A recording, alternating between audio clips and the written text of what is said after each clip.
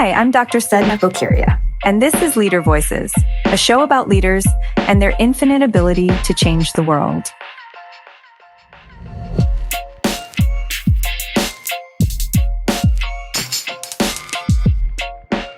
Each episode in Leader Voices, we dig into stories and sparks from for-purpose leaders, coaches, comedians, luminaries, and everyday heroes from around the globe.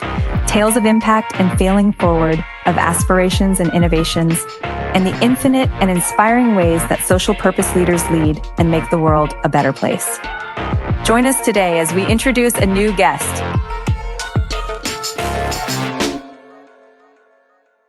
It is my distinct pleasure to welcome Adam Ramirez to Leader Voices today. He's a retired Deputy Superintendent for Security for the State of New York, Department of Corrections, and Community Supervision. And that includes a career span of 34 years serving in prisons such as Eastern, Greenhaven, Maximum Security Prison, Sullivan Correctional Facility, which is also a maximum security prison. It was the original 23-hour keep lock jail confinement facility. He was promoted to sergeant, went to another facility called Fulton, which was more of a work release facility. He later went to Sing Sing, which many of our guests are going to recognize from all of the prison shows and all of the hip hop music we listen to, and all of the movies where, Sing Sing really kind of popped across generations and media. Later, he was promoted to lieutenant and went to Ulster County, which is essentially a transfer hub where they move the prisoners by buses and then kind of disseminate them to the various other facilities. He then was promoted to captain, went back to Fulton Correctional Facility, and then Eastern Corrections later, which is another maximum security prison. Just to give you an idea of this gentleman's sheer experience in the industry.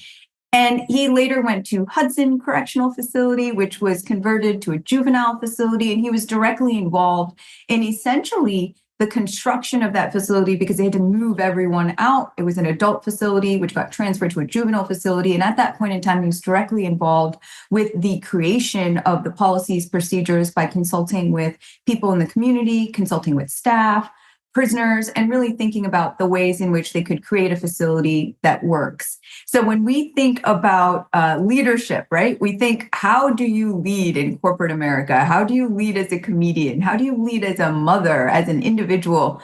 This episode is about how do you lead when you are leading in a prison at all walks of life, and how do you lead in chaos? Thank you so much for joining us. I understand there's a lot going on in New York right now. If I understand correctly, 40 out of the 42 prisons are currently on strike, and the National Guard is manning the prisons. And I don't know if manning is the right word, but what would you say? They are taking the place of the corrections officers, and the corrections officers, 40 out of 42 prisons are not functioning at normal capacity because of this strike. Welcome to the show. Tell us, what's up? What's going on? First of all, thank you for having me. I'll just make a little correction. Unfortunately, we're no longer at 40 out of 42 in facilities that are out. A few facilities have gone back in, and we'll get into the explanation of why. But the facilities that are still out are strong. The numbers are strong, but a lot of things are happening in the last few days that have kind of affected the cycle and the uncertainty of staff, especially all the young staff. We have a lot of young staff on now as to what to do, because this affects them, their lives, their livelihood, their families. So there's a lot of stress just involved with that alone. And so we're trying to guide them. And as we talk, there are more things going on, which is really critical on what's happening right here. So just to dive in, so they're part of a union, and by striking, they risk their pensions, their insurance, pretty much everything. They're not allowed to strike. Is that a correct way of framing it? Yes, that's correct. Under the Taylor law in New York State, they can't strike. In 1979, the correction officers went on strike. My dad was involved in that way back when he was a correction officer. But the difference is that strike was sanctioned by Council 82, which was the union, the representatives of them, and they went out. the president of Council 82 at that time, whose name escapes me now, and I apologize, basically was arrested and put in jail for 30 days. Okay. So a lot of the similarities that are happening today with this strike, because it's not a sanctioned strike. Some people will call it a job action, and they've given it other names, but at the end of the day, they're out. Okay. And the reason they're out, the mainstay of the reason that they're out, it has to deal with safety issues. It has to Okay. deal with, the atmosphere within the facilities, the ability to do their jobs, the ability to have other systems get back into operation, which we'll get into in detail. But everybody immediately assumes this is about money. Right. Okay. It has nothing to do with money. Nobody, if you go to the different sites, you don't see one sign saying anything about we want more money. They have signed a contract recently, and they've signed it in good faith. It passed, and the majority of the staff have voted for it, so it is in place. One of the other issues that you've heard recently, we had an incident at one of the correctional facilities in which an inmate died, and many of the people are out there preaching that we have gone on strike, and I'm talking about the staff. I'm retired, so I'm just there to give advice and help. Went out to protect those, all right? And I can tell you that's absolutely not the truth, and it's just not. There are so many things happening. I just it's going to take some time to tell you. I read something about a number, maybe 26 corrections officers that collapsed, and it was reported as stress induced, but then they had to be revived with Narcan. Is that You're correct. This is happening statewide. The number 26 is from Woodburn Correctional Facility alone. Right, the numbers are a lot higher, and it's just not staff; it's inmates also. Excuse me, incarcerated individuals. I apologize for that. I'm an old school guy. That's what we called them back when I was in. Now they call them incarcerated individuals. pause there for a second? So there's a couple of the politically correct terms. So throughout your career, 34 years, there's offenders, inmates, prisoners, all thrown out. And now it's replaced with incarcerated individuals. That's recent? I've been out I'm in my fifth year of being out. So that has happened somewhere along in the last couple of years. I don't know the exact date, but yeah, that's the most recent change. So I just want to apologize in advance because some people will take it as, me being nasty or mean. That's not my intent. It's just that my mindset has always been that way. And it's just a force of habit. Sure. I imagine it's challenging to keep up with the politically correct terms, not an intention to disrespect anyone or to demean them, but just kind of saying, okay, wait a minute, I got to get used to this. My whole career, we said inmates, now it's incarcerated individuals, which is a mouthful. Let's just be honest there. But all right, sorry, go on. Tell me, it's not about money, it's about safety. If corrections officers are collapsing and Narcan is what's necessary to revive them, clearly that is not stress related. It is related to drugs, right? Because drugs cause you to collapse. And Narcan is used when you have fentanyl in your system. And that's what makes you kind of live through like an overdose. How is that happening? Right now, the medical portion of corrections has determined that it's stress related or it's fatigue. Now, I'll be honest with you, I don't know of any individual in any setting that has to be revived with Narcan because of stress or anything else. So I have read some articles there where the CDC, who's the primary in determining what the substance is, has not been allowed to test this stuff to get an accurate decision on what the item is. So that doesn't help because they're the experts. They're the one, they have the machinery and all to do this. Now, everybody's talking fentanyl. There's other substances now where you soak it with the paper, you smoke it, and it creates a reaction that's similar to what fentanyl could do. Not as extreme, but at the end of the day, it's the same effects. And we cannot determine what it is. We're not medically qualified. So it's a scary situation. I wish they would just let the CDC test it and find out exactly what it is. The incarcerated individuals are exposed to drugs which have caused collapses, which require Narcan, and the corrections officers have been exposed to some type of substance which has caused them to collapse, which requires Narcan to be rejuvenated. And the CDC is not testing to say this is what it was. They're kind of blanket declaring it as this is stress related or fatigue related. No. Let me correct you there. It's not the CDC saying that. The CDC wants to test it, but haven't been allowed to test it. Okay. It's the medical people in the Department of Corrections that are making this determination that it's stress or something else. Okay. Interesting. Thank you for and understand, like keep clarifying and tell me where I'm getting it mixed up, because this is a fascinating story and there are a lot of questions. So one of the primary things I wanted to discuss with you has to do with the HALT Act, which is the Humane Alternatives to Long-Term Solitary Confinement. And Yes. when I introduced you, you mentioned that there's this facility where you worked at very early in your career, which had a 23-hour, what was it called? A jail? Confinement. We called it at the time, and that's a little bit what I'm going to get to. Our version of it at the juvenile facility was called a juvenile supervision unit. The HALT Act is one of the main features that has created this strike.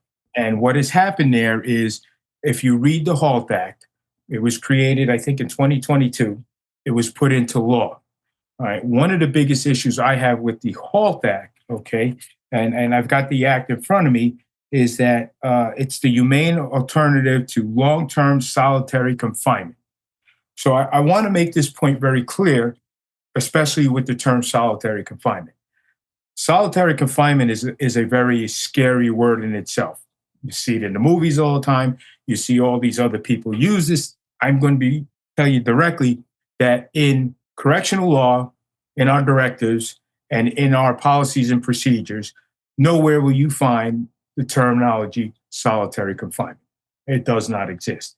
We have what we call an SHU, which is a special housing unit. Now, when people hear the term solitary confinement, they get the impression that, oh my gosh, they lock somebody in a room, like you see in the movies, and they Martha Stewart, no food, no water, it's dark, and they're alone.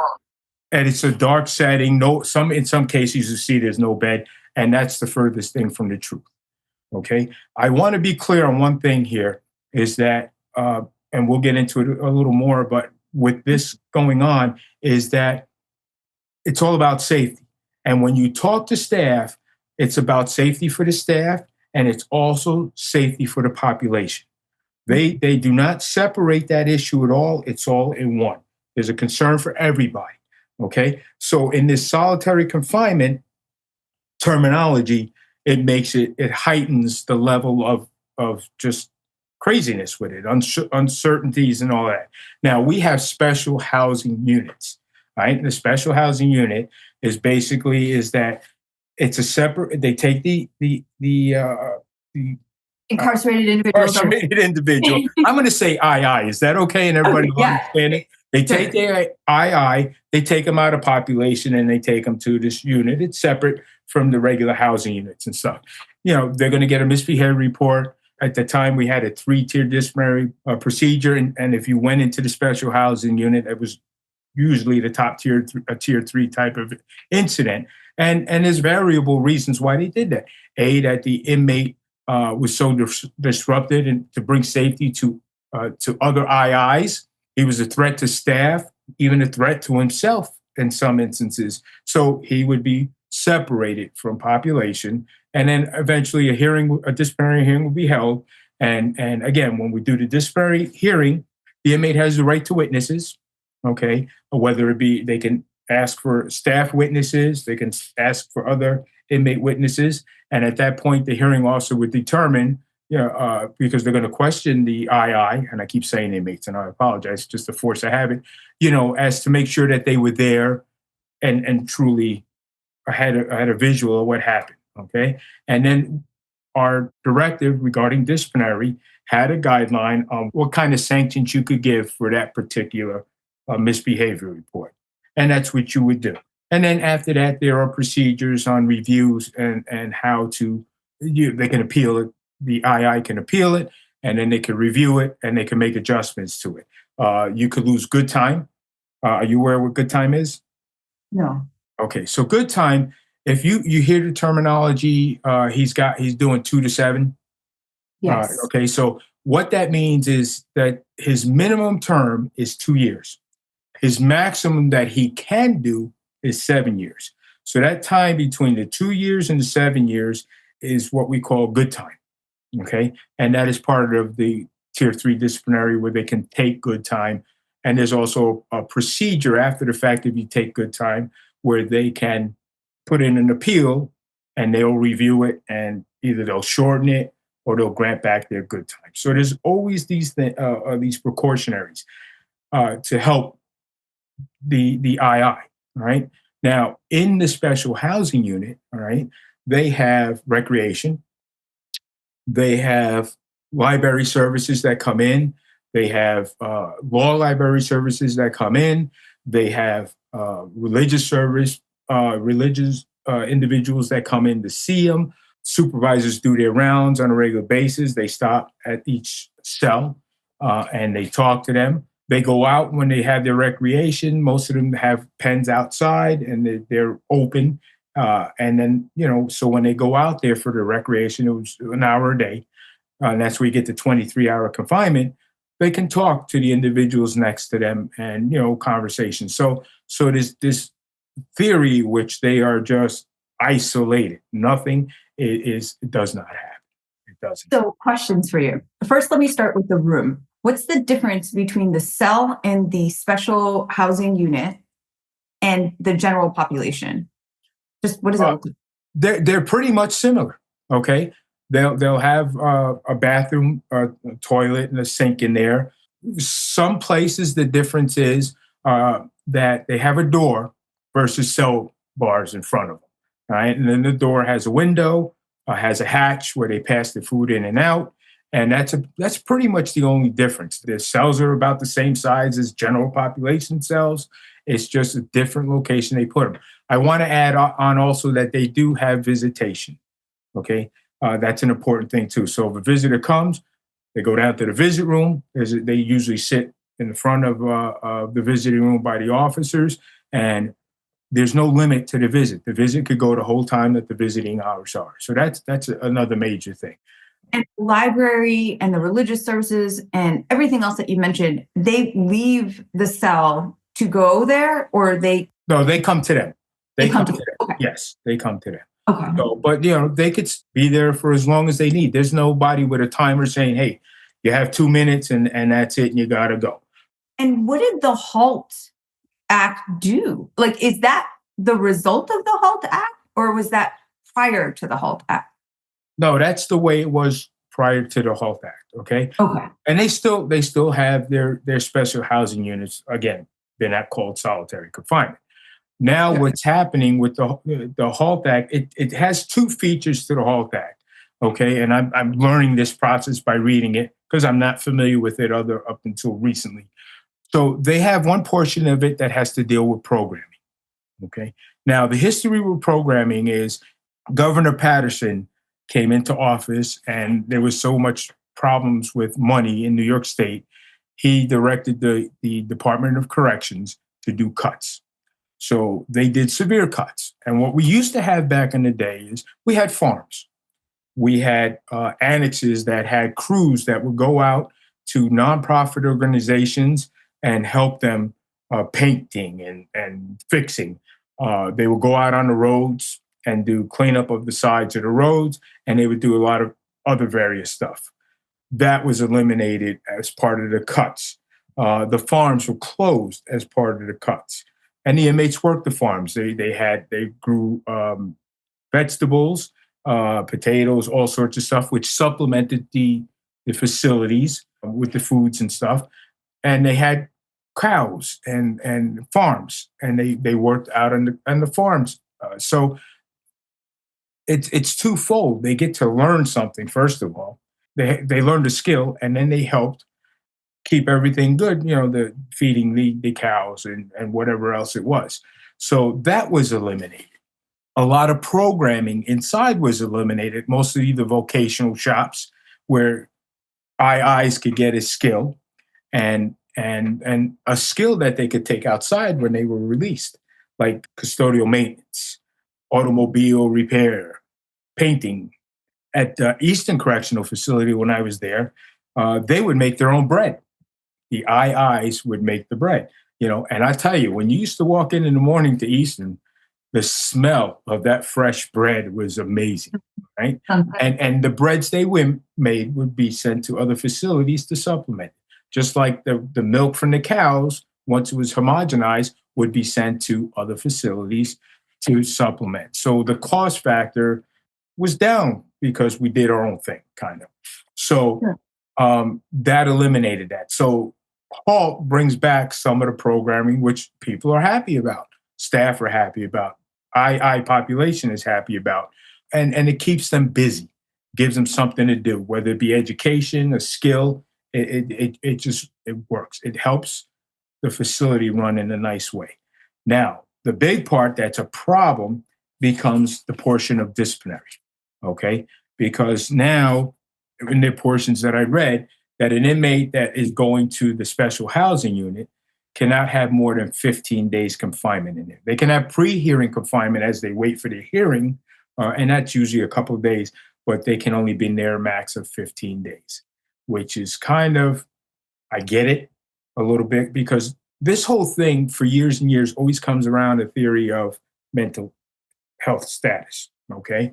I dealt with it for a long time, and I dealt with it very heavily in the juvenile facility. A lot of people have one focus on what they think about it, and then there's people that have a different focus. It's just like going to court. You get a witness, a professional witness that says this is what happened or this is what it is, and the other side gets somebody that says it's not. So that has created the disciplinary is kind of on an upside down. Now, I will tell you this, that the commissioner have been sending out memos constantly with this particular one has to do with pre-hearing segregated confinement for certain acts of misconduct. So some of the stuff's being addressed, but that's kind of where the issue is with the 3-tier disciplinary procedure. Now, I can't speak for it mostly other than what I've read, simply because I have not seen the directive on disciplinary procedures. So I've been trying to get it, but I haven't been able to get that. So, but that's the big core of what's going on here. So they can't be there for more than 15 days. And yes. The HALT Act does bring back the programs. It's bringing back part of the program, yes. Part of it, okay. And so when we think about the different facilities, is the special housing unit only specific to maximum security facilities? The medium and the work release do not have SHUs. Okay. There might be some older ones that do, but for the most part, it's medium max that has them. And again, depending on the facility, how old it is, the settings are different.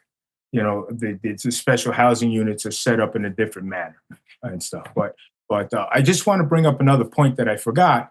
In the lower tiers of the disciplinary procedure, basically what happens, let's say 2 IIs get into a fight, okay?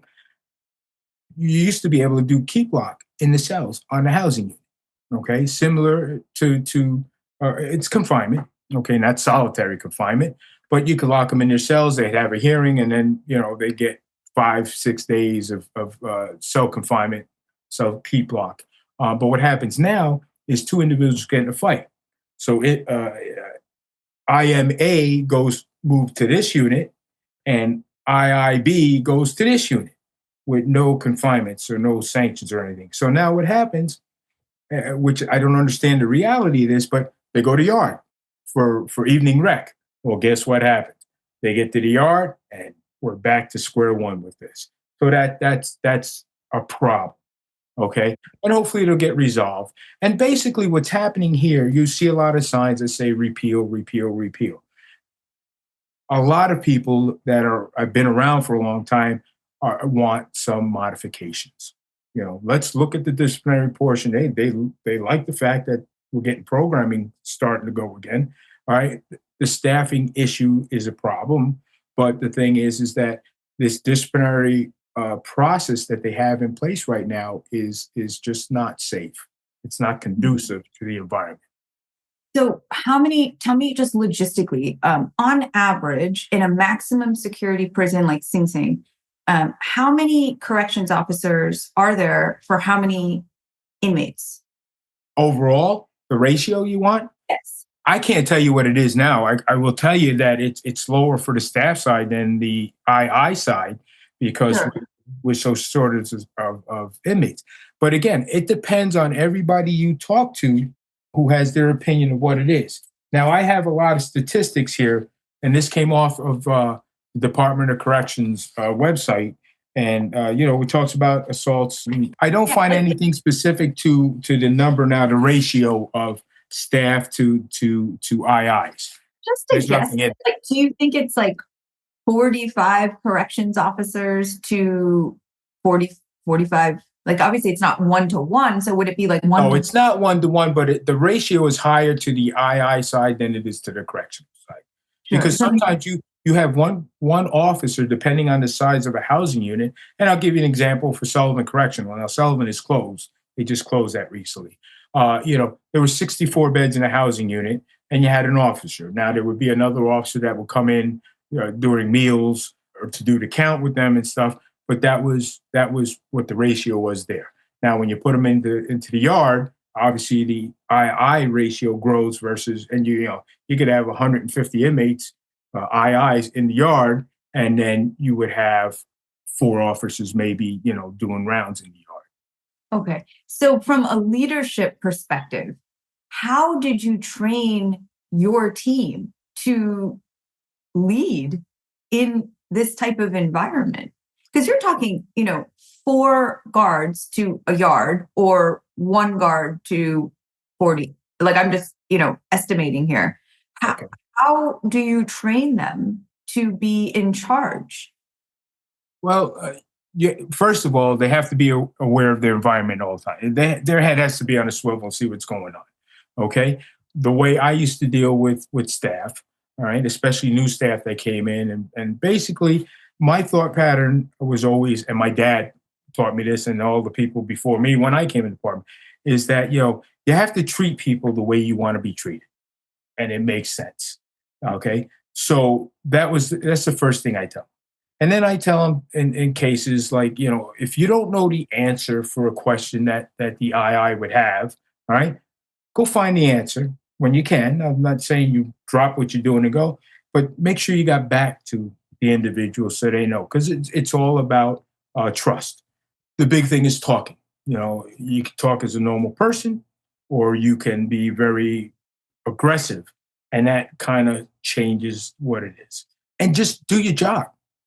One of the biggest things I used to tell staff, and people look at me and like, go, what? And if you're in a correctional atmosphere, you kind of know. I used to tell them, listen, if you in a day, in a shift, can accomplish 50 to 60% of what you're required to do, you had a good day.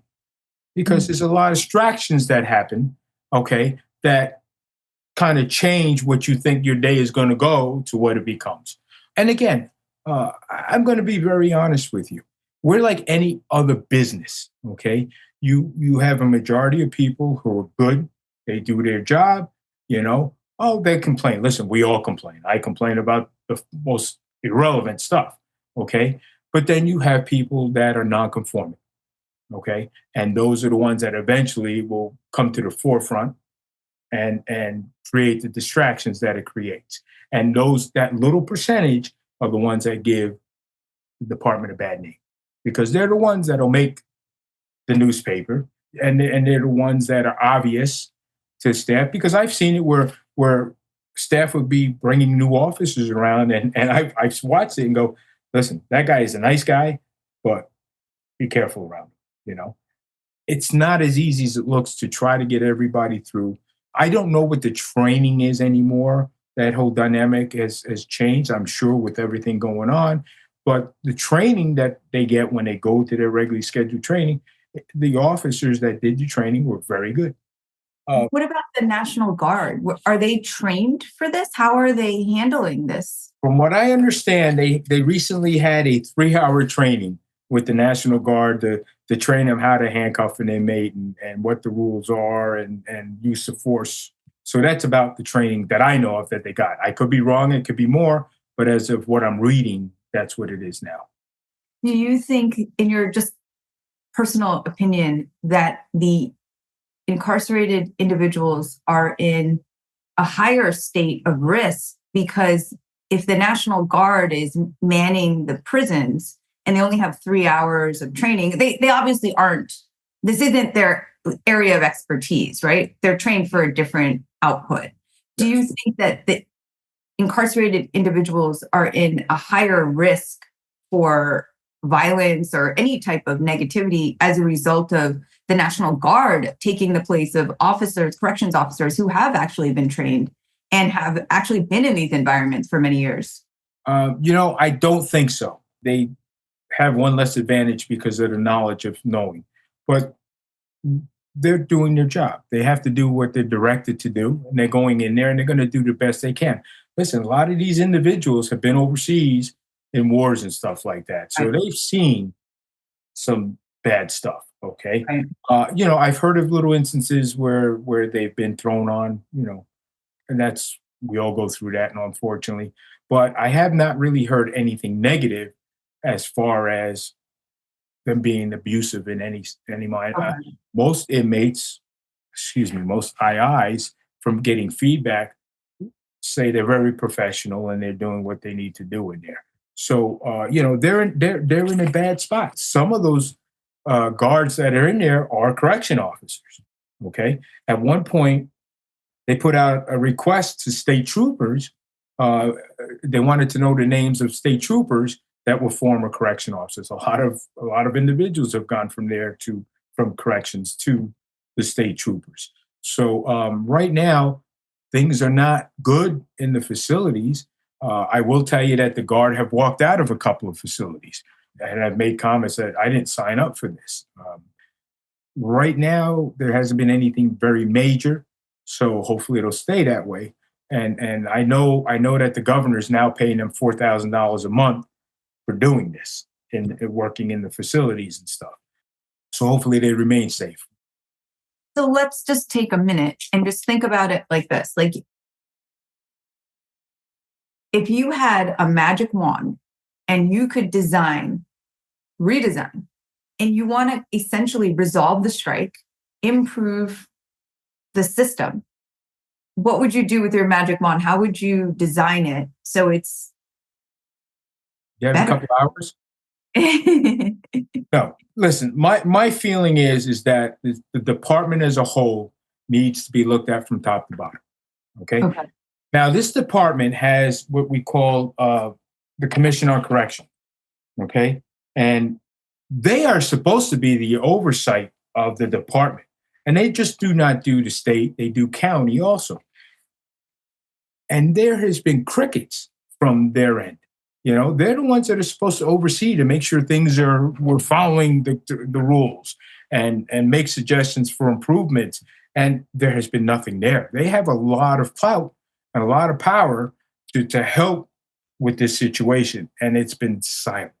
It's been silent. And I'll read this. Okay. The overview for them is that the Commission on Corrections strives to provide a safe, stable, and humane correctional system and ensure the delivery of the essential services in the correctional setting. The Commission also oversees new jail facility development and assists in the implementation of new correctional technologies. The Commission meets monthly and as needed to discuss matters related to local and state correctional facilities, police department lockups, including variances, maximums, facility capacity, proposed changes and regulations, construction projects, and morality investigations, and among other matters. Now, their mission statement reads that the Commission on Corrections mission is to provide for a safe, stable, and humane correctional system in New York State. To this end, the Commission sets the minimum standards for the management of correctional facilities, evaluates, investigates, and oversees local and state correctional facilities and police lockups, assists in developing new correctional facilities, and provides technical assistance. None of that is happening. They are an integral part of this whole system, and there's nothing there. They're missing in action. They're missing in action, unfortunately. So if they would come forward and try to assist in this mannerism, it might help stabilize what's going on. That's an integral part that we have that, like you say, it's missing in action. So do you think this is an example? We see this on the news all the time now with the new administration. Is this an example of just government bureaucracy and people who get paid to be in these positions that aren't really doing their jobs? There's a lot of bureaucracy, government bureaucracy. Some of these people that wrote this bill, I don't know what their background is. Okay. And I'm not going to sit there and badmouth any of them. I can, and I can say some stuff, but I don't want to do that because it's not going to solve the problem. All right. The fact of the matter is they're in a position where they can do these things. Okay. They used to be where legislators and assemblymen used to come around the facilities. It used to be required. I did not look that up to see if it is, but they would come in. Now, sometimes it was just a show because they were required to get the name in the book. So they come in, they would put on a nice lunch meal for them. They would go up there, blah, blah, blah, and never step foot in the population and then leave. Judges are required to visit 3 times a year correctional facilities. I've had some judges that have come through and taken full tours and show me around. And then I've had some that, again, come in, sign the book, let me see the superintendent, and 15, 20 minutes later, they're out. So I don't know their real concept other than what they hear or what families tell them. And I'm not saying that anybody is not being honest about their approach and stuff. That's not my job. But there seems to be no contact or no discussion about their thought pattern. And listen, New York State is split. It is a Democratic state. Democrats run everything in Albany. They have the majority, okay? And so whatever they want, they're going to pretty much get. That's a hard thing to say, but that's the truth. So with that happening, it's very hard. So I know a lot of people are working on they just follow the leader and they don't do enough fact finding or going around and saying, hey, listen, talk to the people involved in these matters to get more information, to make it, listen, the HALT Act was intended to do certain things. Okay, not a problem. It has but in the second part, based on the term solitary confinement, it went astray. Okay. And it went severe to the point where, okay, you want to give them all these easy outs, but what about their actions that are affecting what's happening to staff and other incarcerated individuals in the setting? And then you put these heavy boundaries on there that restricts trying to keep the peace. Okay. Now, disciplinary can be fixed just like everything else. I will tell you, when I was up in Hudson, these guys, the first 6 months, these guys came in and all they wanted to do was, these young guys came in and all they wanted to do was fight. So at the time, we were still constructing what we call the juvenile supervision unit, which is the juvenile version of the SHU. And so we were still sending inmates, incarcerated individuals, I apologize, to Coxsackie and to Green. And what we turned around and did at some point, and in talking with some of my bosses in Albany, is that we came up with a plan. And what I started doing as a deputy superintendent for security, every hearing, when it was completed, would come across my desk, and I would review the hearing. Because I was involved in many committees dealing with disciplinary up in Albany and revisions and all of that. So I would look at it and I kind of know the standards for certain incidences, what the norm is in this, unless there was a really mitigating circumstance that heightened it. So I would look at it and I say, okay, we got to look at this. And I would bring the hearing officer in and I would say, hey, let's talk about this hearing. Because sometimes in a hearing, like you and I let's say you're doing a hearing and I'm just being obnoxious and all of that. And I push your buttons, you're going to put that on the paper there because you're so upset with what happened. So we look at it and I say, listen, the normalcy, this is, it's way out of the range and we have to make some adjustments, and I had hearing officers say, yeah, he got me really upset, and I kind of went overboard a little bit. So I would say we're going to reduce it. I would then bring the person that wrote the misbehavior report, because I'm not there.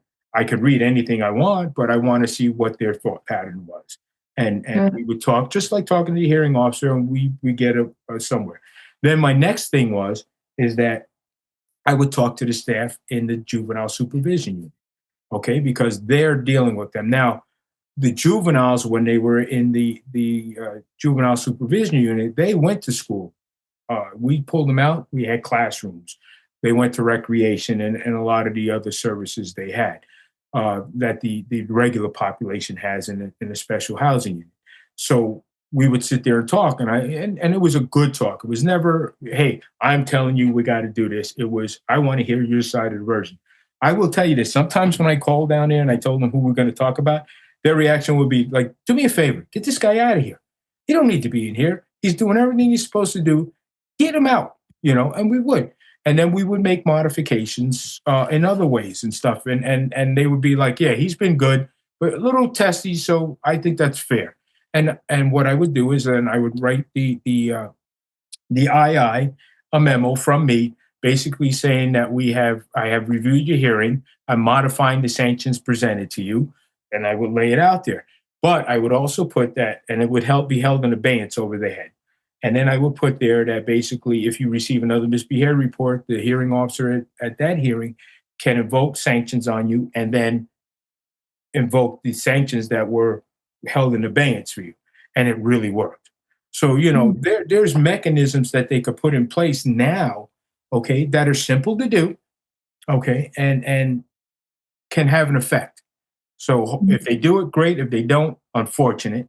But, those are things that what I'm trying to explain is you can be creative and modify things. It was a very, very fair system that I put into place. And I always sent my memos up to the people in charge of the juvenile section up there for us. And I never had a problem with somebody coming down and say, oh, what'd you do that for? Or you can't do that. And it was always great. Talk about exemplary leadership. Like the way in which you convey it is with a certain level of compassion, fairness, respect. I don't hear a dehumanization. I hear you really acknowledging the fact that it's challenging on the correction officer side because they are in situations where they're constantly in fight or flight. And then I also hear you saying that the juvenile offenders in particular have the opportunity to demonstrate good behavior. And in that case, you will kind of go above and beyond to say, look, this person's doing good.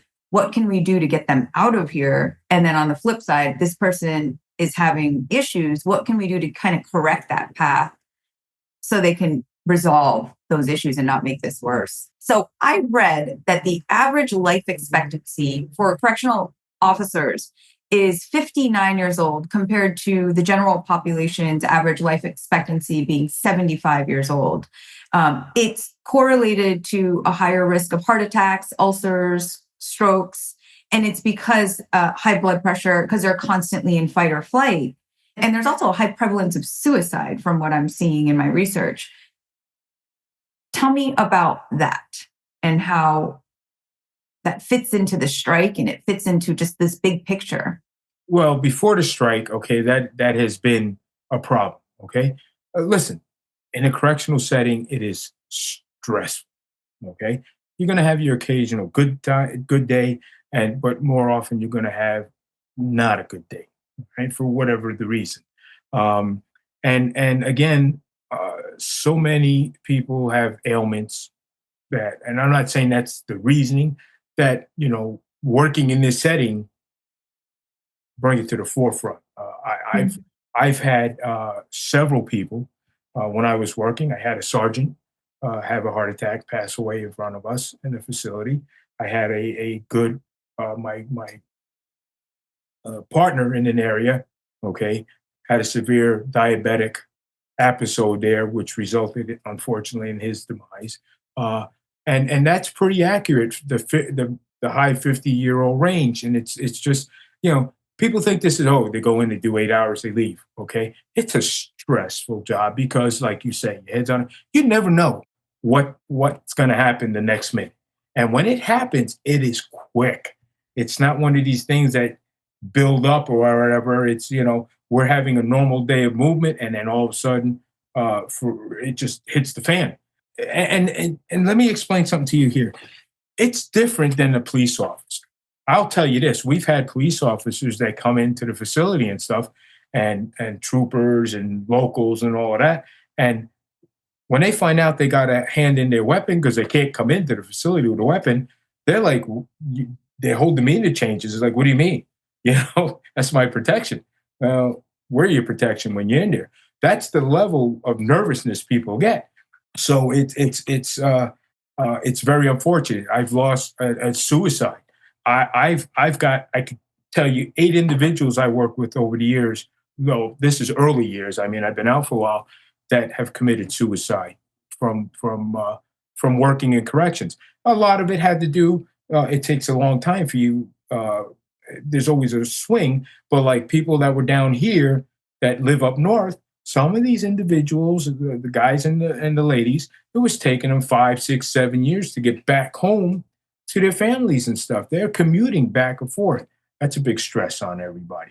Now it's changed a little bit where it was more down here needing the help. Okay, now they all need the help because people are resigning like it's going out of style, and they just had enough. They just had enough. I mean, you sit there and I talk to everybody. I go on the lines and I talk to you guys and the ladies and how you doing today and all, and you could just see the stress in their face and even their demeanor has changed. It's more hostile with everything going on. It's building and it's building and it's fixable.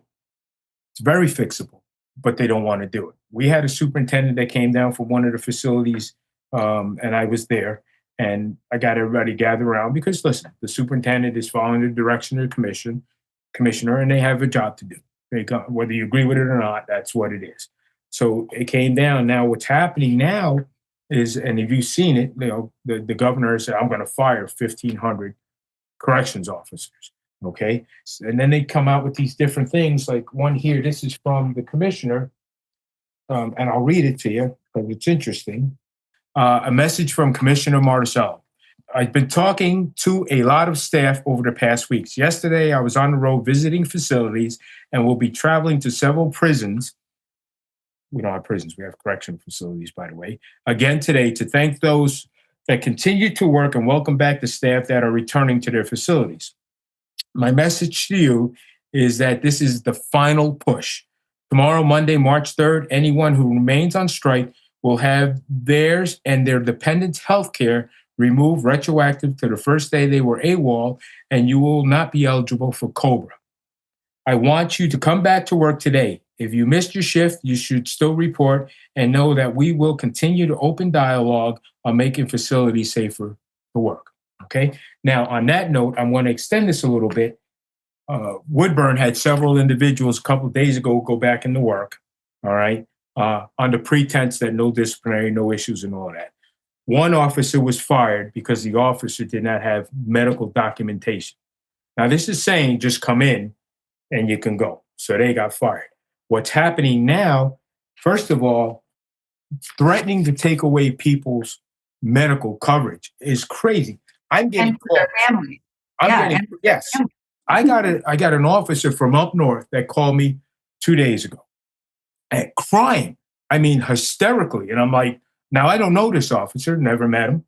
And I got him calmed down and I said, listen, take a breath, drink a water or something like that, but we can't talk this way. And what it boiled down to is that his wife has a very serious disease. I don't want to get into the details, but requires 2 surgeries. Not only that, but they have a child that has a disease also that needs surgery. Okay. And he says, I'm out here and they're going to take my medical coverage. So I said, listen, I said, it's all threats. They can threaten anything they want. Okay. Here's a department that's trying to get some kind of avenue to resolve this. But yet when you keep throwing threats like that, you take the level up to the staff that are out there going, well, shit, I might as well stay out here. Okay. So this individual, I basically said, listen, you got to go back into work. Okay. And I got the leader of the group up there. I talked to him. I said, listen, escort this guy back into work. He's got a serious medical condition. He can't risk any chance of them taking away his medical. And so they go in. And I tell that to everybody. We have right now, they're calling people who are on FMLA, okay, which is a government program, that they want them coming back into work. People who are on long-term sick with documentation, people who are on workers' comp, they want them to come back in. The one person I talked to yesterday called the facility, I'm not cleared to come back to work.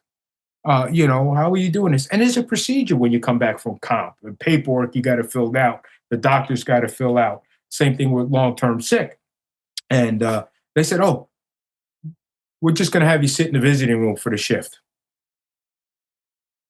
It's like, are you kidding me? And think about that. That works here. That becomes a mental stress that nobody needs. Nobody needs. So you keep putting these things out, and that's not written in a nice way. That's pretty straightforward, hostile as far as I'm concerned. And you're the leader. You're the leader of this group. When I got into it before with when the superintendent came down, and basically we're told that midnight tonight, all your medical is ended. It's done. It's gone. I happened to know this individual, and I started talking, and the superintendent didn't recognize me. And when I started talking, I realized that you, Ramirez. I'm like, yes, it is. And what are you doing here? I said, I'm back in my Council 82 days this is my family. These are my people. So we talked. We had some dialogue and stuff, and I talked about some of the stuff I mentioned to you. And I said, listen, I'm not blaming you. I get it. Superintendents have direction that they have to do, and it's your responsibility to come down here. So I respect you for coming down here. I said, but unfortunately, what you're conveying is not a positive thing. So it's going to get a negative reaction. There's a few people that, started shouting and all of that. We talked a little bit more, and she came down with our deputy superintendent, I think, of administration. Him and I went to the side a little bit, and we talked a little bit. And I told him, I said, this is fixable. It's very fixable. It can be fixed quick. I said, but the problem is that, you make these little memos where you're looking at this and you're looking at that, and then you turn around and come out with a hostile memo like that. Another tool they have body scanners. Similar to what you use when you go into the airport, they spent millions and millions of dollars. So they put out a program there where visitors coming in that bring in a lot of the contraband can volunteer to go through or don't have to go through. I don't know of an airport where if you got to go through to get to your plane, you got to go through a body scanner, and then they should put them in other areas like the yards and stuff. We've always done this with the regular old-fashioned scanners when you come through, like the yard. All right, the sergeant will say, hey, do every eighth guy coming through. So every eighth inmate will go through the scanner. Basically, if it went off, they get paphos, and then if nothing, they go on and everything. But if a major incident hit in the yard, everybody would go through. Why can't the civilians go through? They're looking at that now, probably going to make it, but why wasn't that done immediately when they were put in place? They were put in place for a reason. You spent the money, utilize them the way they're designed. So those things upset people. So it's one after the other. Well, let me reiterate what I just heard. So the New York State Department of Corrections purchased essentially the same kind of technology that you see in an airport where you go through. It's a body scan, and they make sure that people, civilians, visitors coming into the facility do not have weapons, drugs, et cetera, things that are not allowed in this closed facility. And recent legislation or recent revamps to the structure have essentially made that optional. So now they've been optional since they got them, the implementation of them. It's been optional. If they want to go through, they volunteer to go through. Are they afraid they're going to offend them? I can't answer that. I know. What is I can't answer that. But the bottom line is you're renting a correctional facility, and that's part of the process. And either you follow the process or you don't. That's your option. But that's the process. We're not saying you did anything wrong. You can't pick and choose. You can go through, but you don't have to go. Everybody goes through. Staff are having a little problems because, oh, I don't want to be doing that and all that. Well, if it's an emergency situation, that's just the way it is. You do it in an airport. You can't complain about it and then not want to be part of it. It's just that's what it is. Sure. So the concept is that the corrections officers are saying, look, you are putting me in a dangerous situation. My job is already dangerous. And these recent changes have essentially increased the threat level for us. And we don't want, it's not about money. This is about us having better working conditions from conditions that are already, pretty daunting on so many fronts. And that's really an understatement. And so the reaction is, get your butt back in here or you will lose everything. And that's not a positive that's difficult to have a positive reaction to or feel supported. And then you also made reference to a person who did actually go back. And when they went back, they demanded medical documentation as to why they weren't there. And then they were terminated anyway. Yes. And they violate FMLA. Again, now these people are under order. So I'm not saying they are told not to accept doctor's notes. They're making the phone calls or they're sending text messages to come back to work, and these people aren't cleared. So my whole thing is the one call I have, the person's out on comp and has all the documentation is sent in, it's all verified, everything is good, and then sent me the notification that you're terminated, okay, because you've been out so many days and marked AWOL. And then the thing is, if you were out 10 days without any notification or stuff, they can terminate you. So that's in the books.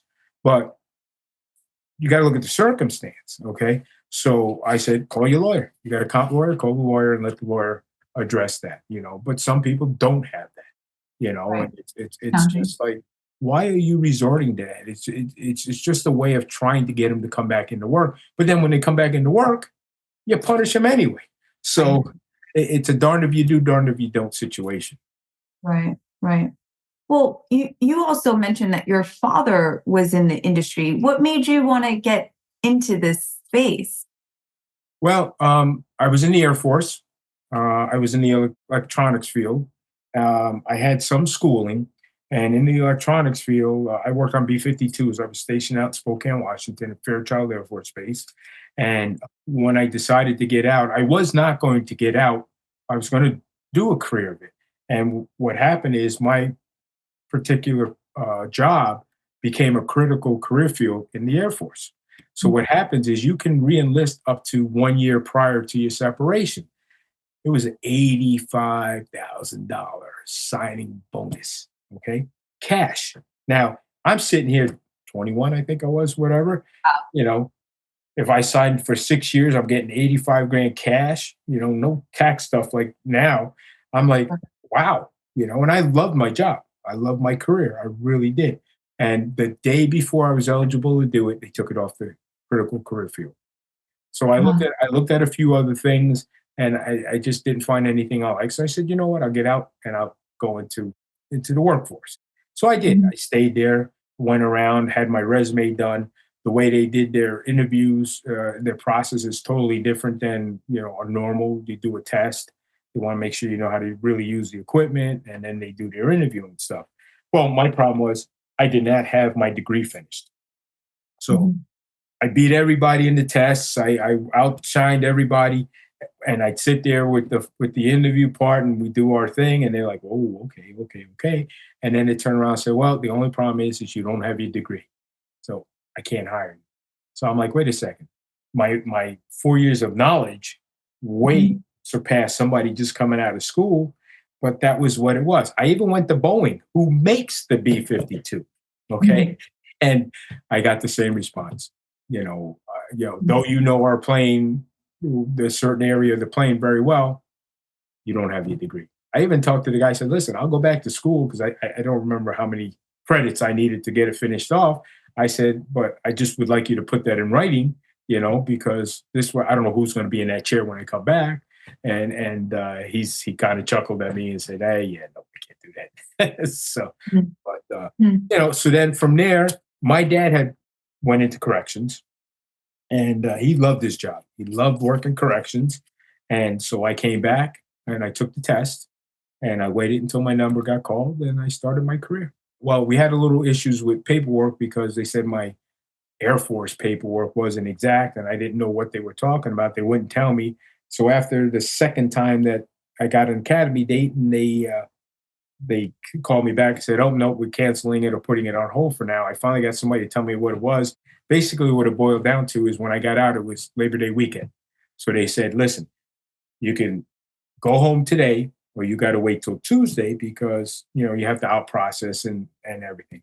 So I'm like, "I can leave today." Yep. I said, "Okay." I left, you know, and I stayed in Spokane. And the thing is that they wouldn't tell me. So when they finally told me you didn't get a physical when you got discharged, I'm like, why didn't you just say that from the beginning? So I went up to Albany to the veterans and got my physical. Went over to the corrections building. I was building two at the time, and I went to the front and I explained to them why I was there. And they're like, "Oh, give it to me. I'll get it to whoever you need to get it to." And I'm like, "No, I want a receipt because things get mixed up, and I'm not saying anything Buddy would do." So I got a receipt because I told them the second time. I said, "Listen, if this happens again, I'm going back in the Air Force." I already talked to them. They were going to give me my rank back and the whole 9 yards, but I got a date. So, but it was almost a year later from when it would have been. But seniority counts, but it is what it is. But yeah, so and I love my career. I love, it had its bumps, its ups and downs, and all of that. But meeting new people, the journey that it was challenging at sometimes, but once you figure it out and once you can define your mannerism. And another thing I used to tell staff, when they were coming in, I said, listen, the population knows what they're entitled to. All right. So you give them what they're entitled to. All right. Don't play with that. That's not your job.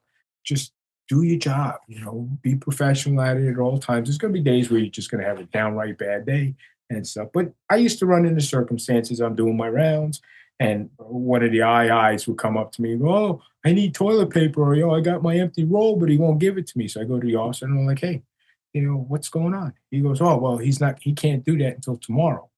And I'm thinking, really? I said, "You got all this toilet paper? No, you're not gonna get in trouble. Give the guy his toilet paper or it will be toothpaste. Why are you making your day hard?" Give him his toilet paper, he goes about his business, and you go about your business. But now you don't give him the toilet paper, he's mad, and it elevates, screaming or whatever it's gonna be.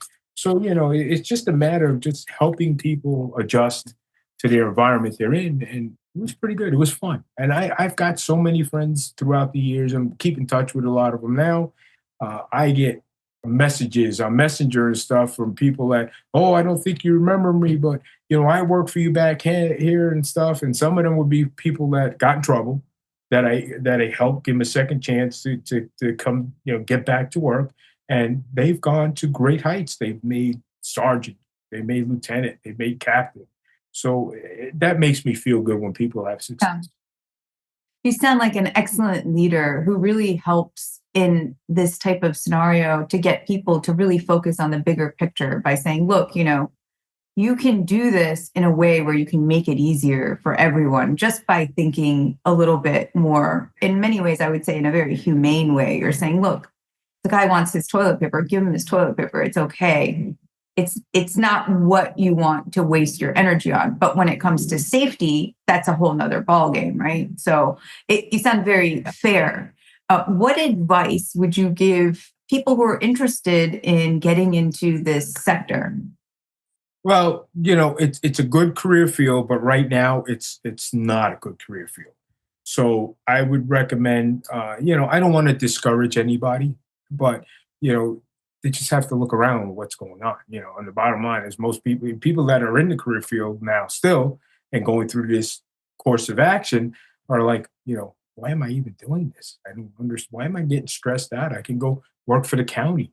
We've had officers go to county corrections and stuff. One of the counties up above us here had an open house, and have gone and they have left to go work on a county level. So I can't say it with any proudness or any confidence that, this is the job to do. because right now it's not the job to do, unfortunately. And I don't want to be the negative individual with that, but it's just not the same. Now, that's not to say, listen, go to the academy. You can leave for that, but you get your seniority date started. That's really important when it comes to corrections, your seniority date, and wait and see if it calms down and try to come back. You can. They give you the option to do that. So, I'm hoping things change for the positive. There's always hope, and I think it can happen realistically. It's just that cooler heads have to prevail. Mhm. With good understandings and harsh debate. They got to sit down, and the problem here is that the union for the correction officers is non-existent. Right? We just had an individual who, and I won't mention his name, but people will know who I'm referring to, that has been going around helping, very active individual, well-respected individual. I've never had the privilege, I do not think, of meeting him, but everybody speaks very highly of him. Okay, they turned around and took away his union leave time, made him go back to the facility. Another way of cutting one of the resources to help people. It's so negative. It's so nasty. Even oh, we're not doing anything wrong. It's something you didn't have to do. That's another tool you had to help kind of get people situated and direct them and everything. Like right now, if you call about your medical, right? They've got a list. If you're on the list, they'll tell you, listen, it's going to terminate on this day. So you have an idea where you're at. Now, you heard me mention Cobra. Cobra is a federal program, okay, and it's by law. They're telling you that you won't get your Cobra. That's not true. If your medical ends, then you get your Cobra. Okay, I don't know how long it is for, but that's the misinformation that they're using to try as a scare tactic. And it's Right. why we just want to sit down. We want very easy demands. This mitigation that just happened, they turned that into a money thing again. Let's stay with the facts. Let's stick with the facts. Let's stick with the concerns, and let's just get it done. We're civilized. We're people that just want fairness. All right. You're civilized, hopefully. You're leaders of the pack. You make these decisions. Let's sit down and do it. This means nothing. You keep sending out memos and all of this stuff. Listen, I could write memos all day long and all that. But it's funny that the things that people are screaming about, you're starting to make these little implying that you're going to start looking at all of this stuff. My question is, why did it have to come to this for you now to start looking at this? All right. Right. You're the leader of the pack. Leadership directs the ship. You can make it run nice, or you can make it go where it just went. So, it's heartless. I don't know what better way to put it. It's heartless. And you shake your head. And so just another question. So the corrections officers who are striking right now, while they're striking, they're not compensated, or are No. they? No, they're getting marked as AWOL, Okay. leave without pay. Wow. So it's a huge risk on their part. They're not getting paid, and they're risking everything, pension, insurance, everything. The other question I had is from a leadership training perspective. When you have male corrections officers and you have female corrections officers, do you feel that there's a difference just naturally in the way in which you train them? Are the females at a higher risk? Tell me about what that's like as a leader. I trained everybody the same way. They're equal as far as I'm concerned. They are correctional officers. It's Mhm. not you're a female correction officer, you're a male correction officer. Now, I will be honest with you, and I do tell the female correctional officers that you have to look out a little bit more for yourself because, again, female amongst men, you know how that gets. They start making commentary. You just got to have broad shoulders and know it's coming. I said, don't be ashamed to turn around and say, excuse me, that's improper. And don't let it happen again, because females have to do a little bit more to establish themselves because Like everywhere, every place. correct, like everywhere. They're not looked at as correctional officers. They're being seen in a different light. So, Right. and I will tell you, I've had some phenomenal female correction officers in my career over the years. And I mean, I'm talking top notch that would professional, do their job, run their units exceptionally well. And then I've had some that were a little too emotional, but we work them through and all that. But you know what? I'm going to tell you this too. I also had it on the male sector side also. So, I don't want to just, separate and put it's just them. It's been on both sides, so you just hope we get the best out of them. And there are some people it's just not for them and they'll leave. They'll go find something better or go back to what they were doing when they were here. And I respect that. I respect that. But as a supervisor, your job is to guide them. Your job is to show them a better way and help them improve themselves to perform their job. Sure. And then the last question I have for you, a little bit more lighthearted, but sheer curiosity.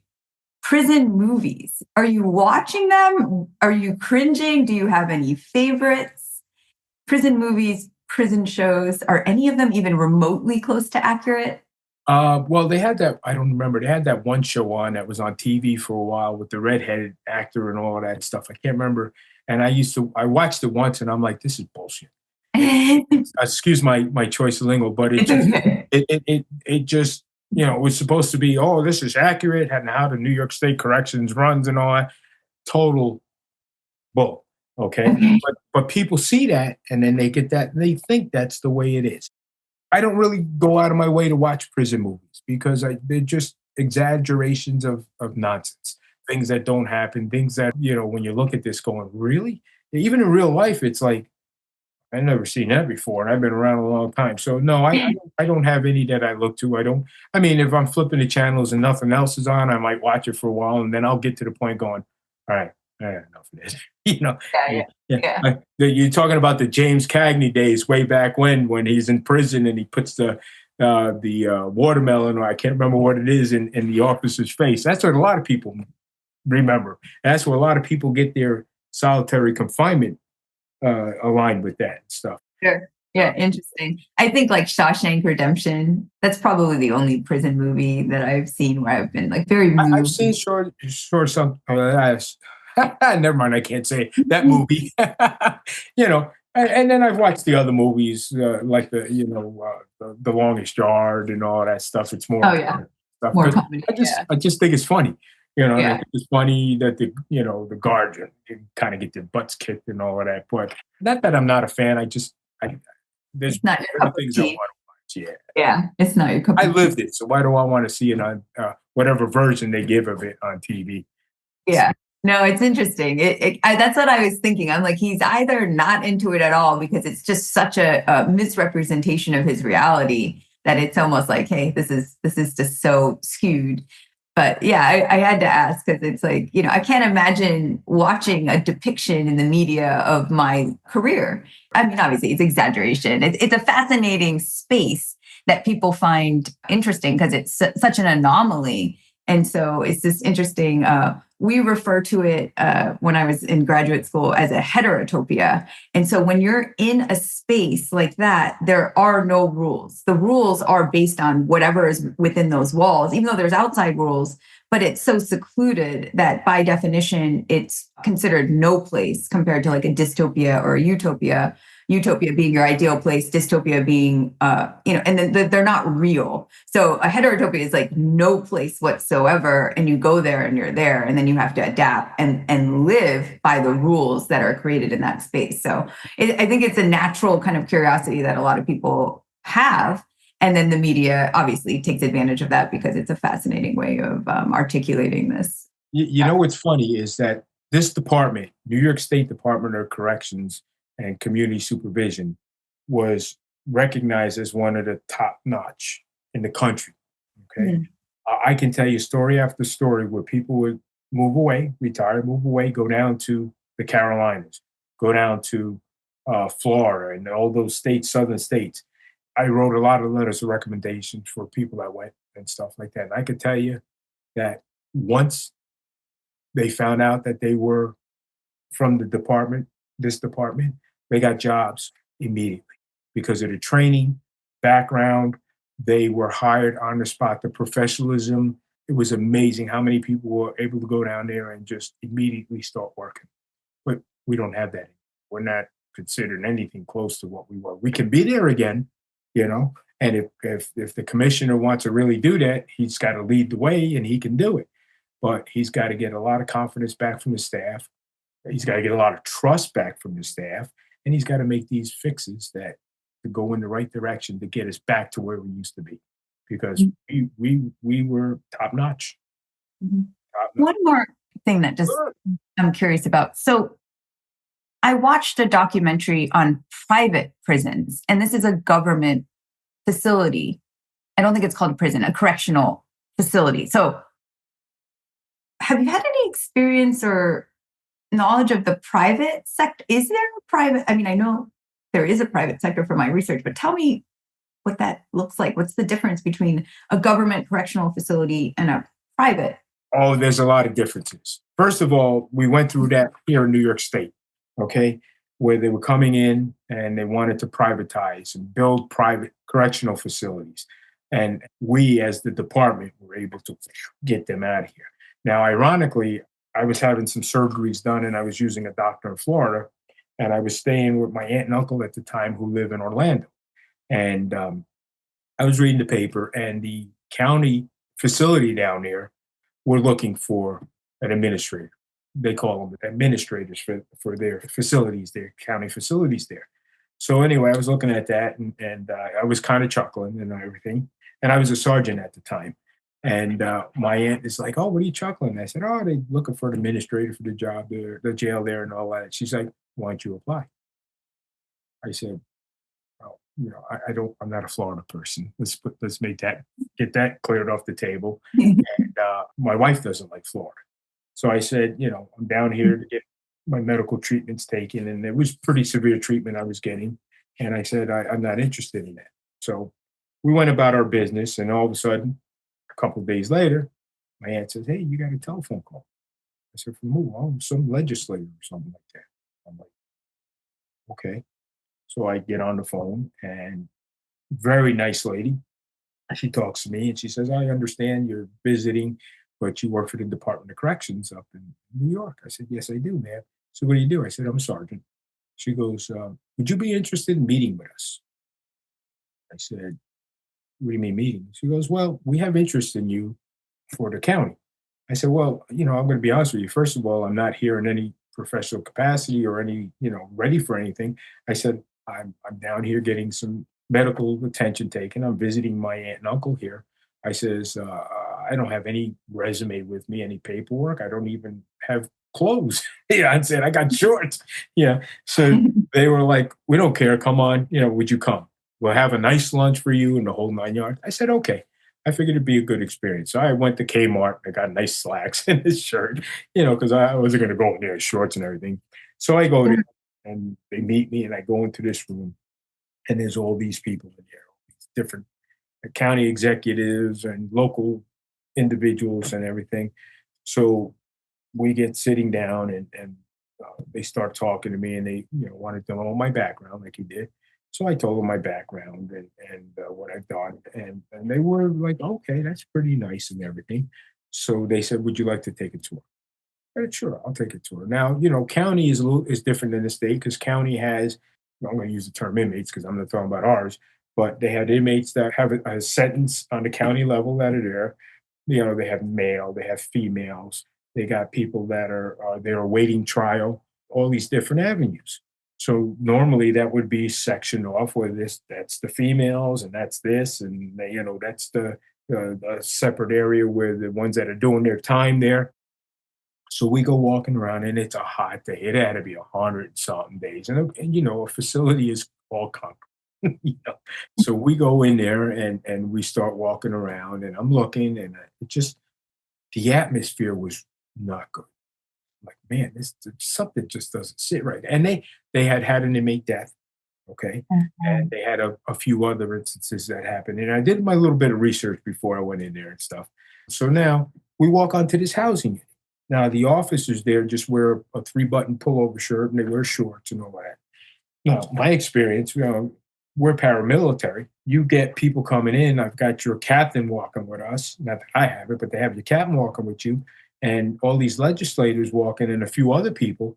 And the guy is sitting there with his feet up, reading a book, and it's all chaos all around him. And I'm looking at this, going, "Whoa," and nobody says anything.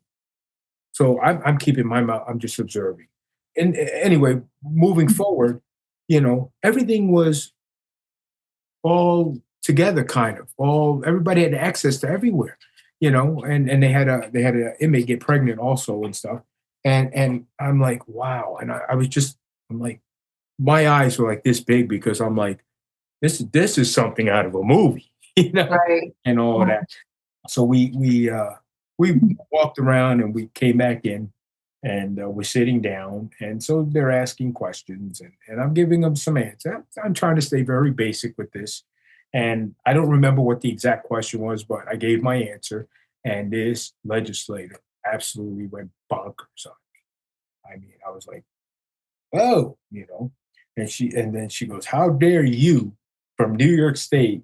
Oh, I started talking about different things about what I observed. I said, listen, I said, where's your paramilitary here? What do you mean? I said, you walk into an area, several areas, your staff don't even stand up and greet you. They're reading. Well, they're supposed to be watching what's going on. How are they doing that when they're reading? You know, Right. and just a whole list of things. It went on and on. And they berated me and all that stuff. I said, listen, you invited me. I, I'm just telling you the truth of what I see as a professional of what this is. And if you don't see the same things, then you really got more than you can. And I looked at the captain and I said, right now you're reacting, I don't know what they call more than whatever. And I said, how do you allow all this running around, inmates, male and female, to be converging on each other? I said, and then you got to wonder how a female inmate got pregnant. Sure. You can't blame the staff because all the inmates are around, and everything. And he got a little bit tight with me and all that. I said, listen, I'm not here to argue with you. I'm a guest. So I'm going to respectfully say, hey, I'm going to leave. And thank you for the opportunity to come in and meet you and everything. So when I'm trying to leave, one of the legends, can I ask you one more question? I said, okay, one question, but I'm leaving because I don't want to fight with anybody. And she goes, if you were to rate this facility from 1 to 10, what would you rate it? I said, -5. And I said, have a nice day. And I walked out because I'm a realist. And Yeah. so anyway, weeks later, I get this envelope from them, and it's got all these papers in there, basically saying we want to hire. Oh, and then I find out, because this is what led to this story, they want to go private. And I'm like, private? I Who said, wants to go private? the county jail down there in Florida. I said, Okay, wait. Let me make sure I understand. So the county jail you went to was not private; it was government, it was government. and they wanted to move to private. Okay. Because it all becomes about the money. Like everything else, it's expensive to run a facility. So I said, have you done any research on privatization? I said, we just went through this up in New York and all that. So I said, I'm going to tell you the most important thing that happens with a private jail. If an inmate escapes, okay, the facility has no jurisdiction to go outside of their gates to try to catch the escaped convict. What? I said, yeah. They're limited in their little cubicle there of what they can and can't do. They have no jurisdiction outside of that defense line.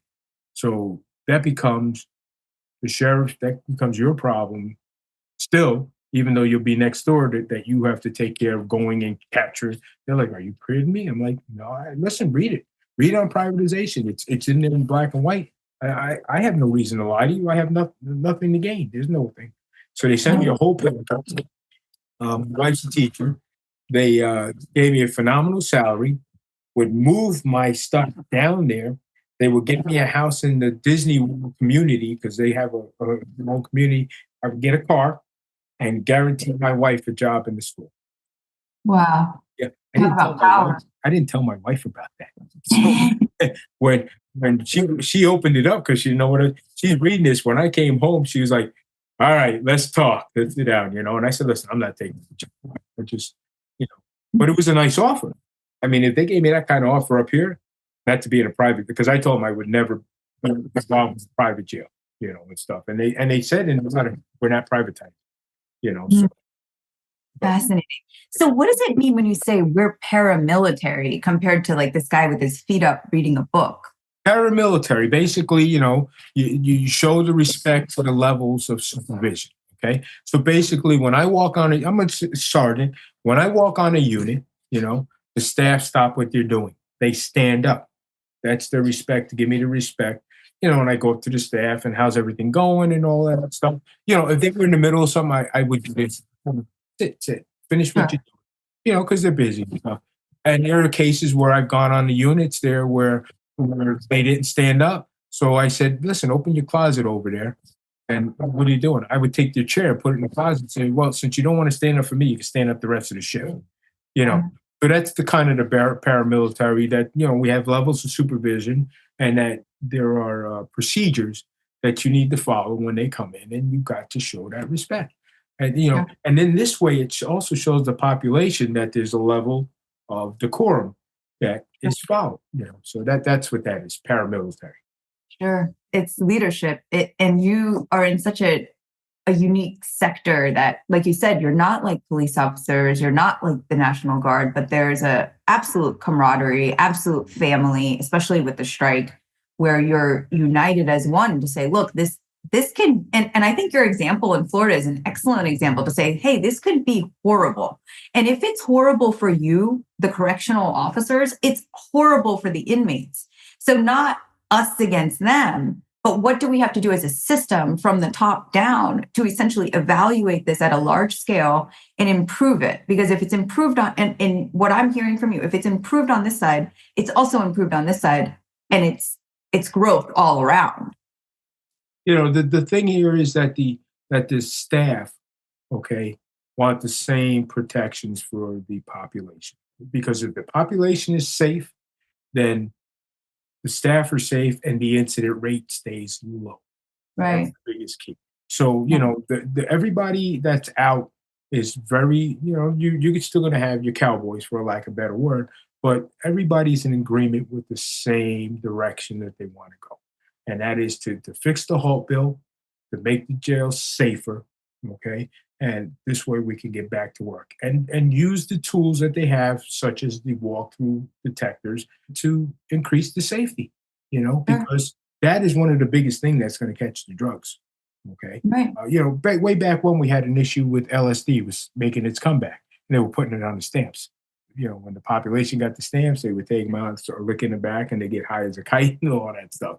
Some old drugs do come back, but this fentanyl, this is no joke, Right. and I don't know why anybody even do it to themselves, smoking this stuff. There's just, once the incident happens, there's no coming back. Narcan has been able to help, but, if let's say you're in the bathroom in the yard, unless an inmate or something comes running out, by the time staff get to you, it's done. It's done. And I just, listen, drug addicts, recovery is very difficult. Once they get addicted, like heroin and all of these, it's a disease, so this can help. These little things, putting them in place, can help us eliminate those things within the walls of the facilities. Sure.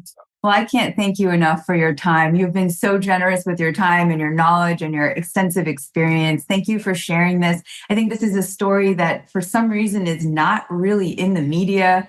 And I'm just shocked because I've been getting bits and pieces about it. And I cannot thank you enough for taking the time to really give us your insights today on Leader Voices. I'm honored. Thank you. I thank you for the invitation, and it was my pleasure.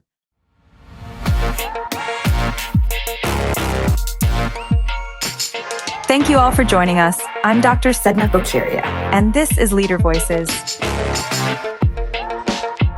This show is brought to you by the American Express Leadership Academy Alumni Network and leaderstories.org. Leader Voices is audio engineered by Robbie Ladd and produced by Crepandy and team at OTVO Digital. Special thanks to Caitlin Johnson and Michael Chang. Thank you, and see you in the next episode.